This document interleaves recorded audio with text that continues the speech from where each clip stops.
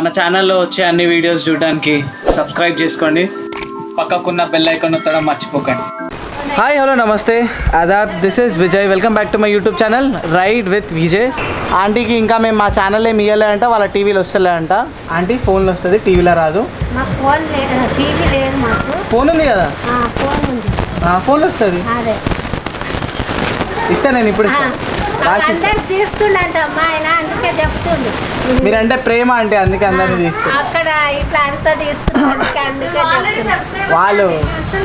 వాళ్ళు చూస్తూనే ఉంటారు అందరు. సో ఇప్పుడు మనం ఏడికి బయటికి పోయినా సరే ఫస్ట్ క్యాండీ రెడీ అయ్యి బయటికి వచ్చేస్తుంది అట్లా రైడ్ కోసం. చలో దాబెట్టా క్యాండీకి ఇక్కడ హాయ్ చెప్పు, హాయ్ చెప్పు, hi hi. Very nice very nice. చలో ఒక షార్ట్ రైడ్కి వచ్చిన తర్వాత మీతో మాట్లాడతా.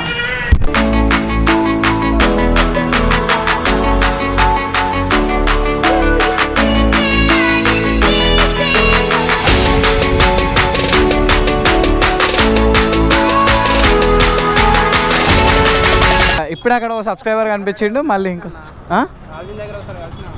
ఆల్విన్ దగ్గరనా? ఓ చాలా కాలం కిందట అనుకుంటా. ఫ్రెండ్ వాళ్ళ ఇంటికి వెళ్తున్నా. సరేనా మళ్ళా? చలో బాయ్ బాయ్. మన ఇంటి దగ్గరైనా బయట అయినా సరే సావిత్రిని తీసుకొని వెళ్తే మన వాళ్ళు ఎవరో ఒకరు కలుస్తారు. సో అట్లీస్ట్ ఇట్లనైనా కలవచ్చు మన వాళ్ళని దూరంగా. ఎందుకంటే మన హైదరాబాద్లో కరోనా వైరస్ నేను చెప్పి నా నోరు ఎండిపోతుంది. ప్లస్ అసలు చెప్పబుద్ధి కూడా అయితే లేదు. కాకపోతే తప్పదు కదా, ఈ ఉధృతం దక్కేదాకా మనం చాలా అంటే చాలా జాగ్రత్తగా ఉండాలి. సో మనం ఇప్పటిదాకా మన సావిత్రి మీద 40 + 3,000 43,400 తిరిగినాం. సో 43 జనరల్గా అయితే 20,000 30,000కే 4 కాయిల్ సీల్ పోతాయి వేరే బండ్లల్లో. కానీ మనకి 40,000 తర్వాత మనకు 4 కాయిల్ సీల్ ఇష్యూ వచ్చింది. ఫస్ట్ ఈ ఆయిల్ సీల్ పోయిండే. సో ఈ ఆయిల్ సీల్ మనం దగ్గర సౌత్ ఇండియా అయిపోగానే వేయించినాం.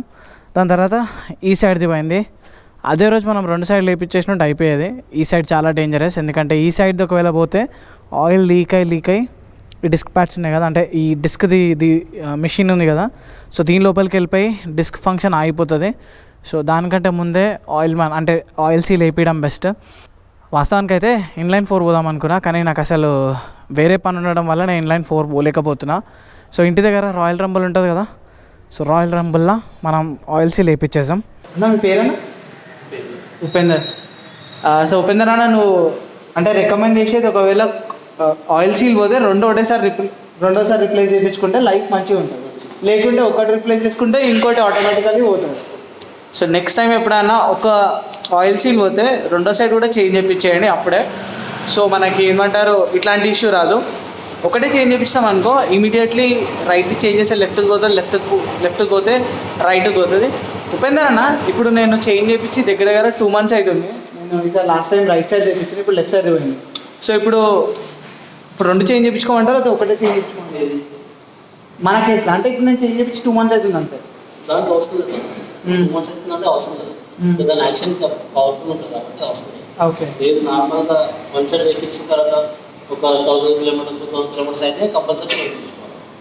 ఓకే, సో 1000 kilometers అంటే అయిపోయింది. 1000 kilometers అయిపోయింది. ఆయిల్ చేంజ్ చేయించుకోండి. ఆయిల్ చేంజ్ చేయించుకోండి. సో మరి ఆయిల్ వేస్తా అంటే వేసేసాం మన సెకండ్ దాంట్లో కూడా. బికాజ్ ఎందుకంటే నేను లాంగ్ టూరింగ్ పోతుంటాను, బెటర్. చలో ఉపేందర్ అన్న ఇచ్చిన సజెషన్కి ఆయిల్ చేంజ్ చేయించేద్దాం అయితే సెకండ్ దాంట్లో కూడా. ఓకే, ఎవ్రీ 15,000 kilometersకి మనం ఒకసారి ఆయిల్ చేంజ్ చేయించుకుంటే బాగుంటుంది. హార్డ్నెస్ ఉంటుంది, స్మూత్నెస్ ఉంటుంది. ఓకే, లైఫ్ ఎక్కువ ఉంటుంది. సో ఆయిల్ సీల్ పోయే ఛాన్సెస్ కూడా ఉండవు, తక్కువ ఉంటుంది, చాలా తక్కువ ఉంటుంది. సో ఎవ్రీ 15 అన్న ఇదే బండికా లేకుంటే అన్ని బండ్లకా? అన్ని బండ్లకా కదా. సో మోస్ట్లీ నాకు కూడా ఇట్లాంటి ఇన్ఫర్మేషన్స్ తెలియవు, ఇట్లాంటి ప్లేసెస్కి వస్తేనే తెలుస్తాయి. ఉపేందర్ అన్న ఏమంటుండంటే 4 ఆయిల్ సీల్ పోయినా పోకపోయినా 4 ఎవ్రీ 15,000 kilometersకి మనం ఒకసారి ఆయిల్ చేంజ్ చేయించుకుంటే లైఫ్ అనేది ఎక్కువ ఉంటుంది. అంటే మనం లాంగ్ టూరింగ్ పోయినప్పుడు అనవసరంగా ఆయిల్ సీల్ పగిలిపోవడము, లేకుంటే మన సస్పెన్షన్ది ఫ్రిక్షన్ ఉంటుంది కదా, అది ఇంకా స్మూత్గా ఇంకా బెటర్గా ఉంటుంది అన్నది ఉపేందర్ అన్న సజెషన్. సో ఉపేందర్ అన్న నార్మల్గా హిమాలయన్ ఇంజన్ మొత్తం ఓపెన్ చేసి మళ్ళీ కూర్చోబెడతాడు, అంత ఎక్స్పీరియన్స్ ఉంది ఆయనకి. హిమాలయన్ ఒకటే కాదు, ఇంటర్సెప్టార్ కూడా. అన్న ఇంకేమైనా పనులు ఉన్నాయా? నవ్వకన్నా చెప్పు. ఓకే అన్న ఆల్మోస్ట్ అన్ని పనులు ఇప్పి కూర్చోబెడతాడు. అన్న రాయల్ ఎన్ఫీల్డ్ అయినా లేకపోతే వేరే బ్రాండ్ కూడా ఏమైనా ఉందా? Only royal Enfield. Royal Enfield ఒకటి. మనకు వేరే వాళ్ళు అంటే ఇన్లైన్ 4 కూడా ఉంది, ఇది కూడా ఉంది. టైం కన్సిస్టెన్సీ, ఎక్కడ టైం ఉంటే అంటే ఎక్కడ ఏది దగ్గర ఉంటే అక్కడికి వచ్చేసేయండి. సో ప్రజెంట్ మనం వేపిస్తుంది ఇది టోటల్దా ఈఎల్ఎఫ్ అని ఉంది. ఫ్రంట్ 4 కాయిల్ అన్న, మోటో ఫ్రంట్ 4 కాయిల్. ఓకే, సో రేర్కి కూడా ఉంటుందా మనకి 4 కాయిల్? రేర్కి ఏమి ఉండదేమో కదా. నార్మల్ గ్యాస్ షాక్ అబ్జర్వర్కి. ఓకే, సో ఇంకో ఇన్ఫర్మేషన్ నాకు దొరికింది ఈరోజు. ఫ్రంట్ మాత్రమే రిపేర్ అవుతాయి, రేర్ది రిపేర్ కాదు, రేర్ది డైరెక్ట్గా రిప్లేస్ చేసుకోవాలి. నేను బ్లాక్ చేస్తుంటే ఎవరొకరు నాకు ఫోన్ చేస్తూ ఉంటారు. హలో, హౌ యూ మాట్లాడతా. సో ఒక్క ఫోర్క్లో ఎంత ఆయిల్ వేయాలన్నా? 500 ml. 500 ml అంటే ఇది ఒక్క డబ్బా వచ్చేసి 175 ml ఉంది. దగ్గర ఒక 5 అయినా సారీ 4 సరిపోతుంది.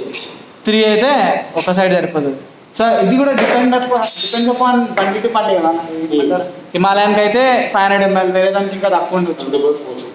అండర్ 460. ఓకే, బికాజ్ నువ్వు ఎక్స్పర్ట్ కాబట్టి నీకు ఇవన్నీ తెలుసు. మేము మధ్యలో ఏమైనా దిగుతున్నాం అనుకో నీకు ఫోన్ చేస్తాం, నువ్వు మమ్మల్ని గైడ్ చేయాలి. ఓకే,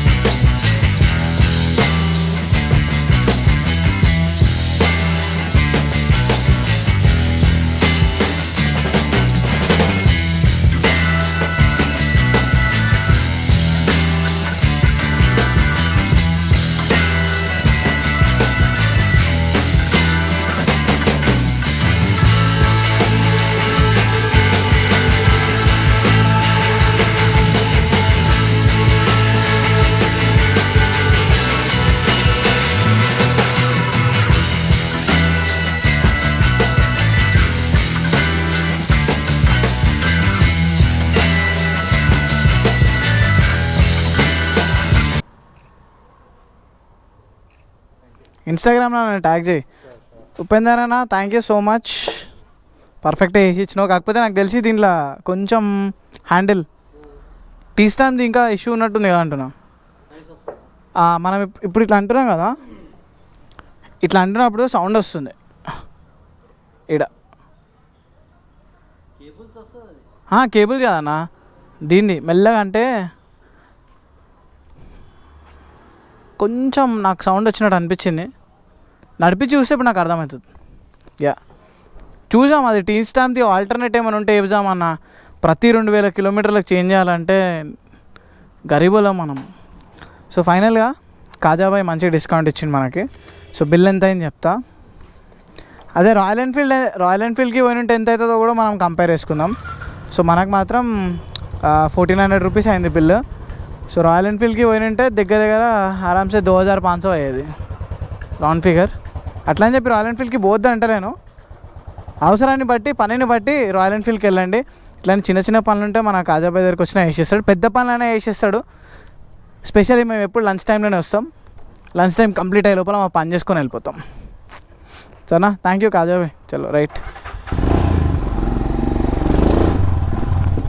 సో బండికి ఏమైనా సరే అదో రకమైన ఫీలింగ్ ఉంటుంది అనమాట. అంటే వెంటనే ఇట్లా బండి పర్ఫెక్ట్ అయిపోతే ఆ ఫీలింగ్ మంచిగా ఉంటుంది.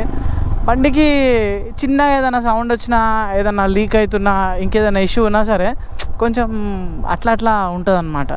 నాకైతే అట్లనే ఉంటుంది, వేరేళ్ళ సంగతి తెలియదు. అబ్బా హ్యాండిల్ కూడా మంచిగా సెట్ చేసిండు ఇప్పుడు.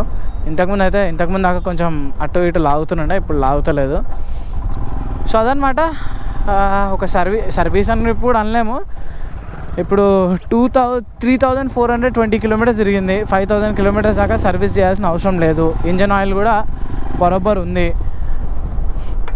సో మీరు అనుకోవచ్చు, అన్న ఏంటన్నా మీ బండికి ఊకే ప్రాబ్లం వస్తుంది, ఏదో ఒక దానికి సర్వీస్ సెంటర్కి పోతారు, ఏదో ఒక రిపేర్ చేపిస్తారు అని చెప్పి. సో అండర్స్టాండ్, ఈ బండి అనే కాదు ఏ బండి అయినా సరే ఇష్యూస్ వస్తాయి. మనం యూజ్ చేసే దాన్ని బట్టి వస్తాయి. మనం ఇప్పుడు లాంగ్ టూరింగ్కి పోకుండా ఇంట్లోనే బండి పెట్టినాం అనుకో ప్రాబ్లమ్స్ ఏమి రావు. మనం ఇట్లాంటి గుంతలాలు ఎత్తేసి మంచి జంప్ల కాడ ఇట్లా పైకి లేపి కింద ఎత్తేసి అప్పుడు ఆయిల్ సీల్స్ పగిలిపోతాయి, మంచి మంచి గట్టి గట్టి గుంతలు వేస్తాయి.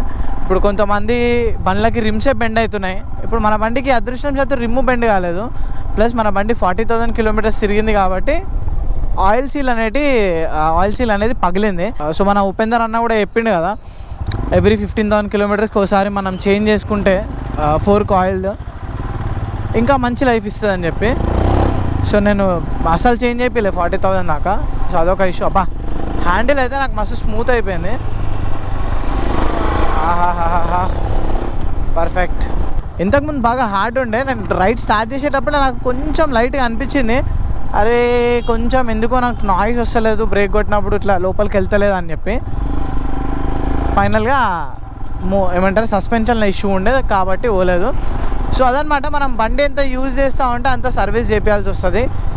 సో మెయింటెనెన్స్ గురించి మాట్లాడితే రాయల్ ఎన్ఫీల్డ్ హిమాలయన్ది వేరే బండ్లతో కంపేర్ చేసుకుంటే ఇది చాలా చీప్ అని కూడా లేం. మోడరేట్ అంటే అంత హై ప్రైస్ కూడా కాదు, మరీ అంత లో ప్రైస్ కూడా కాదు, ఏదైనా సరే మోడరేట్గా ఉంటుంది. అదొకటి నాకు బాగా నచ్చింది హిమాలయన్లో. అదే ఇప్పుడు ఇంటర్సెప్టార్వి బ్రేక్ ప్యాడ్స్ చేంజ్ చేయించుకోవాలనుకో, ఇప్పుడు నా బండి పైన బ్రేక్ ప్యాడ్స్ చేంజ్ చేయించిన వెనకాలవి 300 రూపీస్ పడ్డాయి. అదే ఇంటర్సెప్టార్వి చేంజ్ చేయాలంటే 2,500 రూపీస్ ఈచ్ సైడ్. అంటే ముంగడ దాంది 2,500, వెనకాల దాంది 2,500, 5,000 రూపీస్ ఓన్లీ బ్రేక్స్కి. ఇంకా బ్రేక్స్ ఇప్పి పెట్టడానికి 500 రూపీస్ ఆరామ్సే. సో అట్లుంటాయి. ఆ విషయంతో కంపేర్ చేసుకుంటే పర్లేదు. కానీ 2,500 తీసుకుంటుండంటే సింగిల్ సెట్ బ్రేక్స్కి 650cc బండి కాబట్టి అంత ఎక్స్పెన్సివ్. ఇది 400cc కాబట్టి కొంచెం తక్కువ ఎక్స్పెన్సివ్.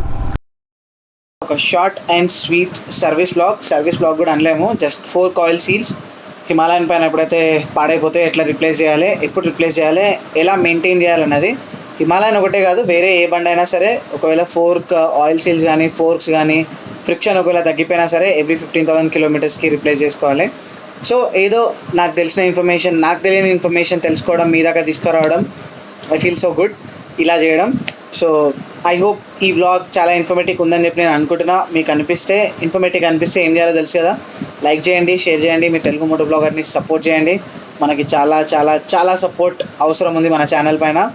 సో డెఫినెట్లీ ఛానల్ని సబ్స్క్రైబ్ చేసుకోండి, మీ ఫ్రెండ్స్ అందరికీ షేర్ కూడా చేయండి.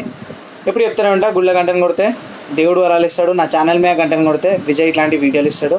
ఇంకో వీడియోలో కలుసుకుందాం. అంతవరకు టేక్ కేర్, టాటా, బాయ్, జై హింద్.